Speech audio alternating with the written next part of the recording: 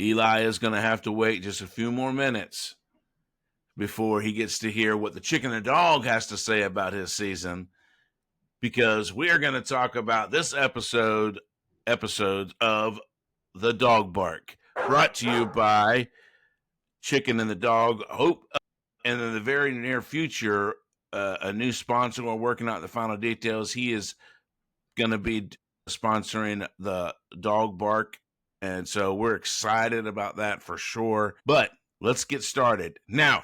I think because I'm old and my memory is not what it once was, I think this might actually be our first comment, may actually be a question back to us. I like it. This to me is a great example of what we want out of our listening audience, right? Come back at us, talk to us, ask us questions, and let's have some dialogue. So this guy named Manuel Mendoza, talking about the Texas A&M episode, he comes back and says, does Elko have more or less than what he scrambled to put together last year? Ooh. What a great question. That is a great question. Manny, welcome to the show. I think that he's going to have more this year than he had last year because he's building something, right? And let's just break it down to basic analogies. When you're building something, you start with nothing, and then you add a little bit, and you add a little bit more, and you add a little bit more until finally you've got your finished product. So by nature, I think that Elko is going to have more. It might not translate into dramatic differences in the win-loss record. A&M is still going to be good this year. You're not, I don't think, looking at an A&M team that struggles in the SEC or misses out on a bowl game or anything of that nature. I think they're still going to be good. But it's not going to be a light switch moment where, in my opinion, now you've heard others on this show say that they think that A&M is going to be a playoff team. There are others out there in podcast land that think A&M is going to be a playoff team. I don't think it's going to be that type of a light switch for Elko this year. But yes, to answer your question, I do think he has more, and I think it's going to show on the field. Just don't know how heavily it will impact the win-loss record from last season. Yeah, I'm going to agree with that 100%. See, I'm coming back around to agreeing with you again. This is how that works. But yeah, I agree with you. I think he's got, I'm not going to say it's his full team yet, but it's more of his team this year than it was last year, right? He's gotten his recruits in. He's gotten in his transfers that came, that come with him. I think he's going to put some. I think he's going to have an okay year this year. I do, but I think he has more to work with this year for sure. Yeah, I agree. And look, Texas A&M as a whole. I'm not going to say Elko falls into this category, but Texas A&M as a whole, they didn't want Texas to come to SEC. I think they liked the separation of Texas and the A&M and the SEC, and Texas being in the Big 12. And I think it played well for Texas A&M to have them in the Big 12, especially when it came to recruits. Recruits wanted to come to the SEC. Now that is flipped, I don't know if there was pressure in the air or what in Texas, and that may have played into a lot of different things with A&M's season last year. But I think they'll have a better year this year. I think Elko's better. Yeah, I think Elko's better. I think Elko is going to continue to be better. It's interesting that you talk about Texas coming into the SEC and the recruits. Colin Cowherd made a comment last week, I don't know, about he thinks that the Big Ten is eventually going to surpass the SEC because of all the money that they got, and then made the comment, hang on, SEC fan, made the comment that the money in the Southeastern Conference was because there was a lot of car dealerships down here. Now, let's not take that as a slight to any wealthy boosters who get it from the automotive industry. Right? That's right. Hats off to you. But I'm going to tell you that for Texas and for Texas A&M, there's a lot of Oh, money right there, Colin. See, There's more than just used auto sales in the Southeastern Conference. We got international business folk. We've got attorneys. We've got doctors. We've got good old fashioned black gold Texas teas. And I'm going to yes. tell you that Elko and the Aggies, Manny, your Aggies have the resources to build something very special. Well, I'm glad you said this because this is really interesting. Because who'd you say said this? Colin Cowherd. He's a retard. I'm just going to say it. I'm just coming out and saying it because that's the dumbest statement I've ever heard.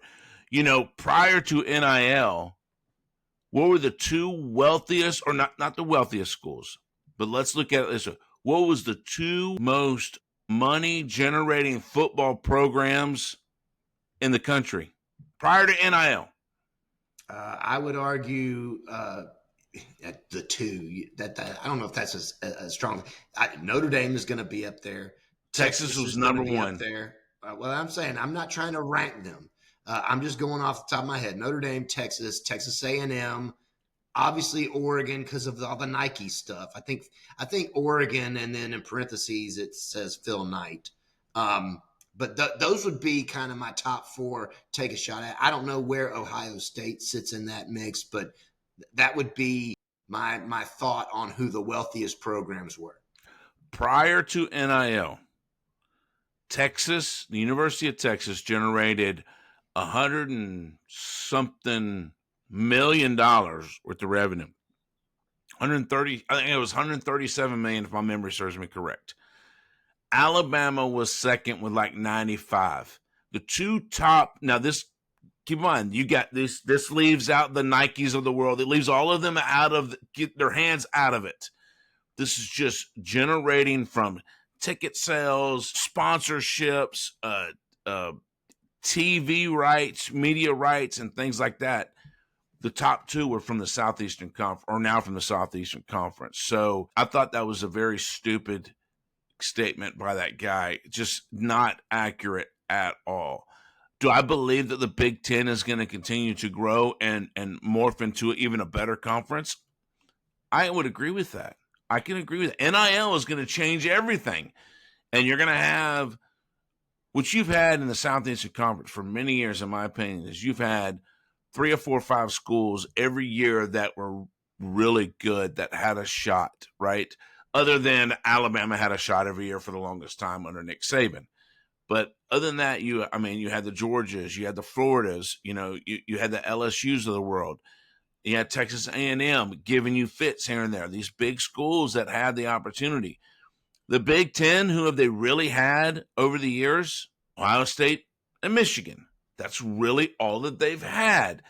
You can't count Notre Dame is not part of your conference, so don't put them in your bucket.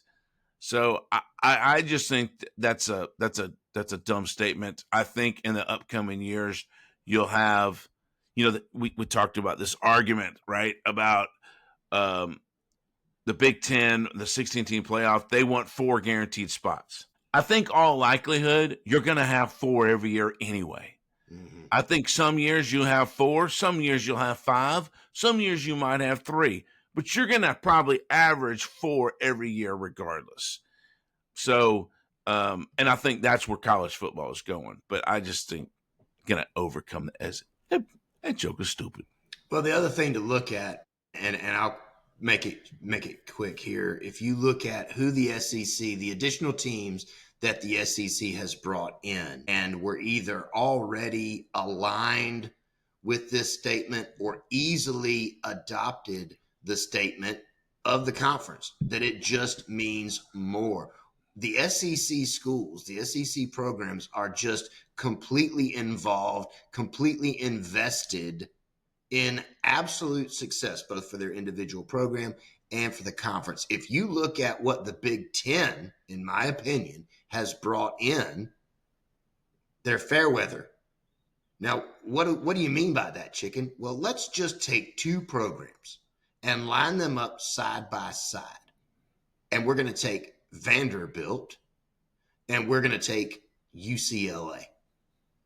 If Vanderbilt gets spanked again this year, as they typically do in football, those folks will still show up week after week after week because there's that hope, there's that investment in the conference, there's that investment in the program.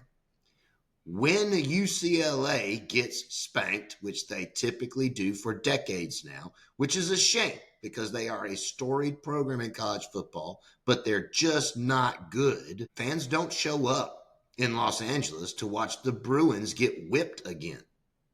There's not that investment from the base. When that's your problem, then your Big Ten surge past the SEC never becomes reality. That's right. No doubt. And if you look at, I think you kind of hit on it really, and I'll say it really fast. If you look at, I can't remember the Big Ten, they didn't bring 2 schools in last year. They brought in, I think, 4 new ones. The SEC, they brought in 2.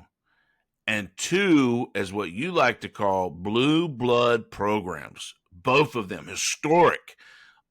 OU and Texas, historic programs. And so as much as it's kind of goofy that they're going all the way out to Texas to be in the Southeastern Conference, I mean, kudos to the SEC, really. I'm going to mention this just because I want to clarify this. I think we should clarify it just for any Patriots out there. First and foremost, I am a Patriot. So is the chicken. I served my country. Chicken is surrounded by people that served his country. His daughter served this country.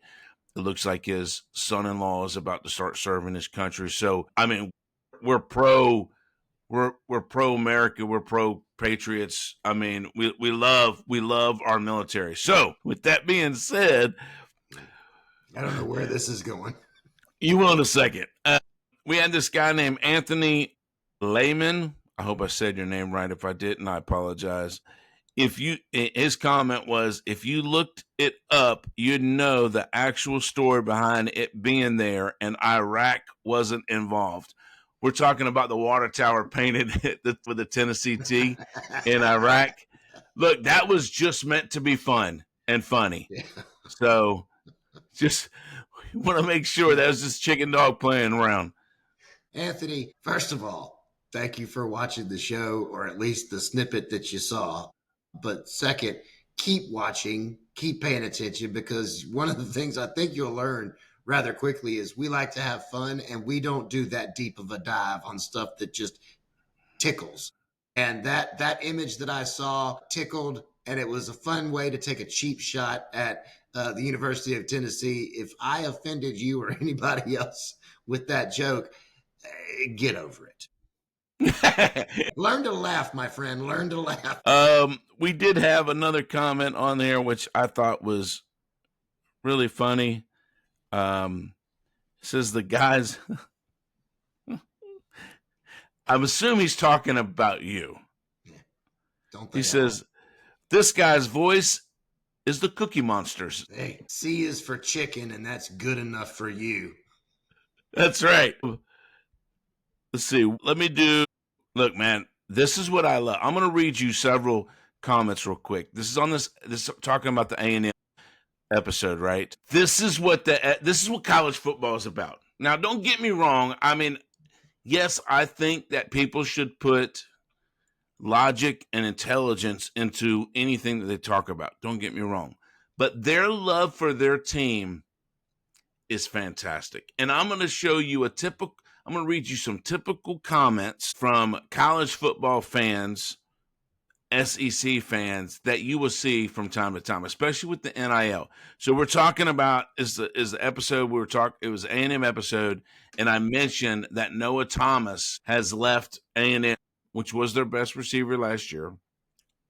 For the most part, I believe that's correct. I think stats-wise, he was the best, and went to Georgia. Went to portal and went to Georgia. This says both receivers A&M got out of the portal were better than Noah Thomas. What are y'all talking about? Well, how do you know? Have they ever played it down at A&M? That was by a guy by the name of The Clubhouse. Yeah. This other guy, Hardish, I don't know. Le'Veon Moss might be the best back in the SEC. What are you talking about? Can't. Keep going. JRRC, no talent, no talent, huh? Le'Veon Moss led the SEC till he got hurt. KC was great for NCS. Mario Craver was awesome at MSU.